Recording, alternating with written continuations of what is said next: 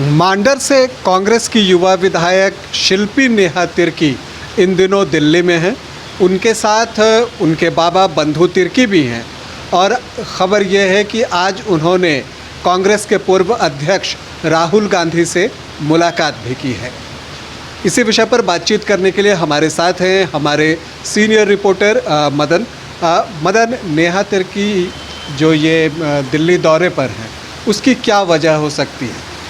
बिल्कुल, देखिए इसके महत्वपूर्ण मायने हैं। जिस तरह से झारखंड में सियासी सरगर्मी तेज़ है, इस बीच शिल्पी नेहा तिर्की का राहुल गांधी से मुलाकात होना, वेणुगोपाल से मुलाकात होना, जयराम रमेश से मुलाकात होना और कई नेताओं से लगातार मुलाकात होना ही मायने रखता है। क्योंकि ये आप इसके मतलब निकाल सकते हैं कि झारखंड में जिस तरह से लगातार ये चर्चा हो रही है कि कांग्रेस कोटे से जो मंत्री हैं वो चेहरे बदल सकते हैं, नए चेहरों को भी मौका मिल सकता है। तो अपनी दावेदारी को मजबूत करने के लिए ये मायने निकाले जा सकते हैं कि कांग्रेस के जो नवनिर्वाचित विधायक हैं शिल्पी नेहा तिर्की, वो मुलाकात करने पहुँचे हैं। दरअसल बीजेपी को एक कड़ी शिकस्त दी है शिल्पी नेहा तिर्की। उनके पिताजी की सदस्यता जाने के बाद शिल्पी नेहा तिर्की जो है वो गंगोत्री कुजूर को मात दी है। तो ऐसे में एक युवा चेहरा के तौर पर और जो बंधु तिर्की का अपना अनुभव है, उसके साथ दोनों मिलकर जो है कांग्रेस पार्टी को अपने विश्वास में लेना चाहती है कि आगे भी अगर हमें उस सीट को कंटिन्यू करना है, राज्य के जो ट्राइबल क्षेत्र हैं उस पर अगर अपनी पकड़ मजबूत करनी है, तो फिर से एक बार हमें मौका दिया जाए ताकि हम बेहतर काम कर सकें। सिर्फ एक सीट के लिए नहीं, बल्कि जो ट्राइबल बहुल क्षेत्र हैं वहाँ पर अधिक से अधिक कांग्रेस के पाले में सीट आए, इसको लेकर के देखिए जिस तरह से कांग्रेस और जेएमएम के बीच में अंतर्कलह देखने को मिला था। कांग्रेस के जो चिंतन शिविर हुए थे उसमें भी कांग्रेस के कई विधायकों ने ये बात कही थी कि कांग्रेस का जो वोट प्रतिशत है वो जेएमएम से नुकसान पहुंच रहा है, यानी कि जेएमएम ही कांग्रेस के लिए खतरा है।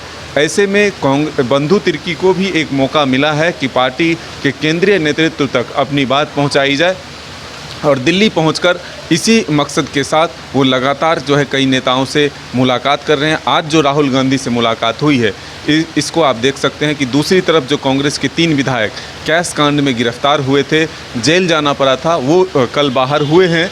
उनके मामले को लेकर के भी यहाँ पर अनुशासनात्मक समिति की बैठक हो रही है। उन पर एक तरफ कार्रवाई हो सकती है। कई जो उसमें विधायक थे वो मंत्री पद के दावेदार थे, तो वो भी एक मौका शिल्पी नेहा तिर्की के फेवर में है कि वो 3 दावेदार जो है फ़िलहाल बाहर हो चुके हैं। अब एक जो युवा चेहरा है जो बीजेपी को टक्कर दे रही है, आदिवासी क्षेत्रों पर अपनी पकड़ मजबूत कर रही है, तो ऐसे में उन्हें अगर मंत्री पद दिया जाता है तो वो पार्टी के लिए एक काम करेगा, बेहतर फ़ायदा पहुंचा सकता है। इस मकसद से भी केंद्रीय नेतृत्व को अपनी बात पहुंचाने के लिए जो है शिल्पी नेहा तिर्की और बंधु तिर्की दोनों दिल्ली में मौजूद हैं। आपने कहा कि एक मंत्री पद की बात आपने की, और मंत्री पद की जब आपने बात की तो एक तो ये भी फिज़ाओं में बात तैर रही है कि हो सकता है कि किसी मंत्री को हटाया जाए। इसके अलावा एक मंत्री पद यहाँ पर झारखंड में रिक्त भी है, तो उस जगह को भरने की भी बात हो सकती है। लेकिन मैं इससे थोड़ा हट के बात करूँगा मदन। आपने जब ये बात कही कि वो कांग्रेस के अन्य सीनियर लीडर से आज राहुल गांधी से मुलाकात हुई, लेकिन इसके पहले अन्य सीनियर लीडर से भी उनकी मुलाकात हुई है। आप जानते हैं कि नेहा तिर्की अच्छा बोलती हैं, पढ़ी लिखी हैं, उनकी बातों में तर्क होता है, दम होता है। तो क्या संगठन में उनको कोई जिम्मेदारी दी जा सकती है? कांग्रेस संगठन की बात मैं कर रहा हूँ। क्या वो प्रवक्ता जैसे पद पा सकती हैं या इस तरह की कोई उम्मीद आपको दिखती है?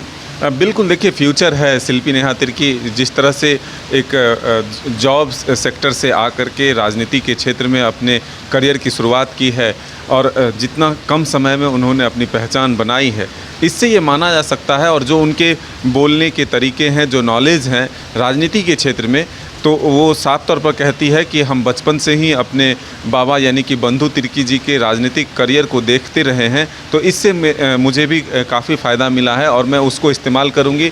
बाबा के जो अधूरे सपने हैं उसको भी आगे बढ़ाएंगे।